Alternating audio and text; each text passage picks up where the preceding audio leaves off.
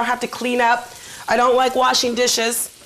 So I always put foil on the bottom of the pan so that I can just lift it out, throw it out, and I don't have to spend a lot of time washing dishes and the cleanup afterwards, because I have better things to do, like socialize. All right, so I put my chicken here. And like I said before, I'm not a stickler on recipes or things like that, although you can go on PapaBooks.net and check out this recipe. But I'm not a big stickler on recipes because I like it to come out different every time. So I look in my spice cabinet, or I go to the spice rack in my grocery store, and I almost just go blindly and just pick one. Always different for every meal, but if I'm cooking the same thing, it never comes out the same twice. I learned that from my very best friend, Deirdre. And it's a very nice thing, because if you're making fajitas, they'll come out different every time, and they'll be wonderful. What I've used so far is a little chili powder, a little basil, and my mom's favorite, seasoning salt. Seasoning salt is the absolute best. A little black pepper there. All right. And I do love garlic, so I'm going to definitely keep going with that. Be careful. I would actually put fresh garlic as well. So I'm going to put this off to the side. And we all know that onions give us the blues, makes us cry. So the way that you avoid getting all teary-eyed when you're doing onions, I always rip off the first layer. And I put that away. I rip off the first layer, cut off the sides, and then I douse it and the knife in cold water. The cold water closes the pores of the onion, and then you won't get teary-eyed and you won't get irritated. So always remember to do that. Douse it in that cool water, or you can wear onion goggles. I know a lot of people do that as well. And it's up to you if you would like to cut them in round, or you can cut them julienne, which is what I did before. And I love onions. They're so good for you. So I just make nice big chunks, and I'm actually going to throw those in with my peppers so they get some of that same flavor going. And then I'm going to throw it on top of my chicken, because I want them to sort of all have that same flavor that complements one another. Now, this would have been for my marinade if I was marinating this overnight. So I would put all that in, put the onions, because again, I love onions. That's a shout out to my sister. She loves onions. I think she eats raw onions sometimes.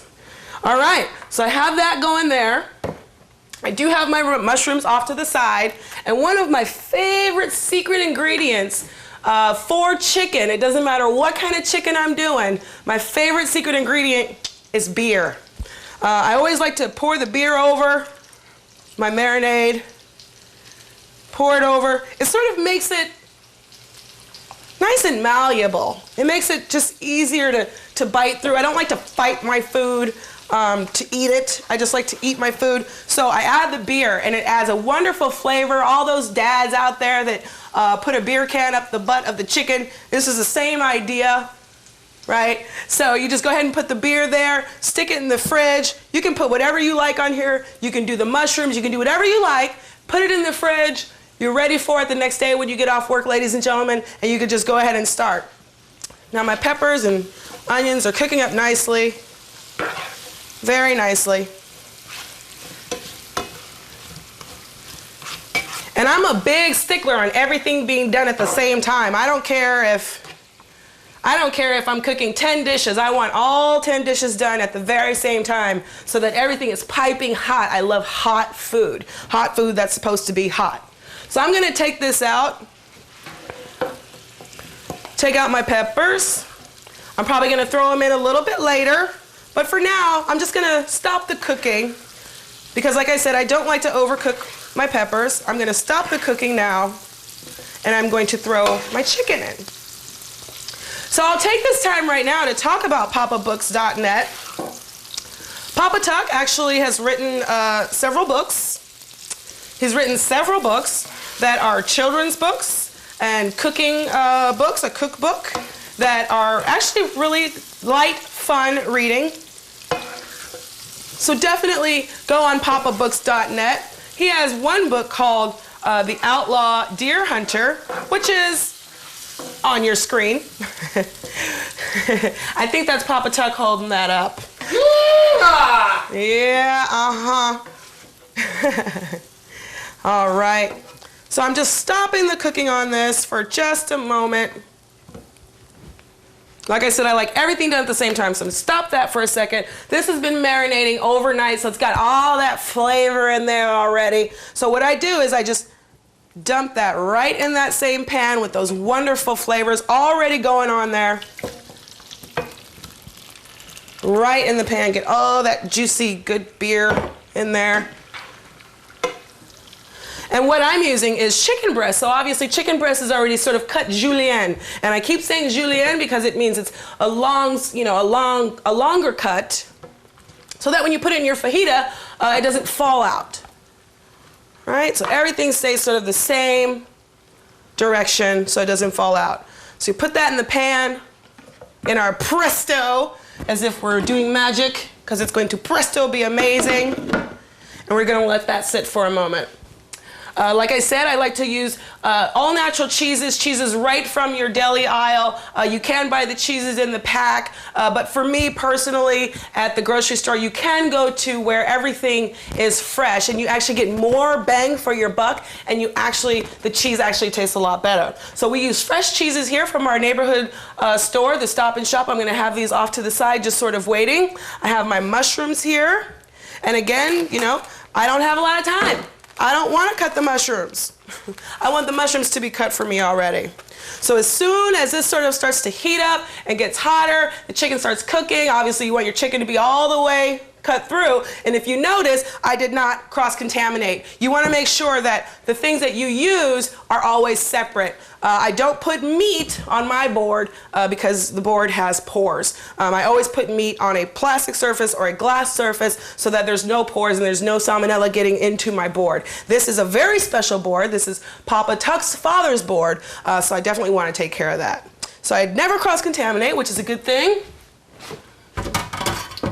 And like I said, whatever I use, I just throw it in there and let caution be to the wind. So we're just gonna let that go for a little while, and then I'm going to add the mushrooms at the last minute because I want the mushrooms to maintain their flavorfulness. And you can add whatever mushrooms you like.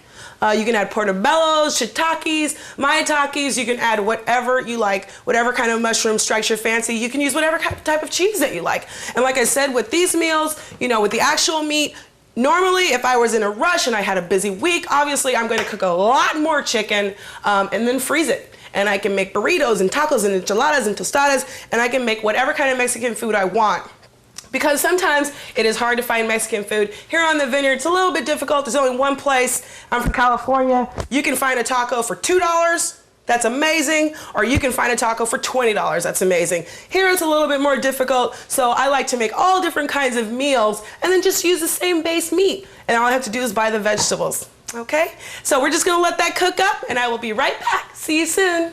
Hello, so I'm going to finish making my world famous chicken fajitas for the family, and I was saying before how versatile this dish is. Now what I want to show you, while our chicken is cooking and our vegetables are not totally cooked, but I've just stopped the cooking for now because I want to keep that crunchiness.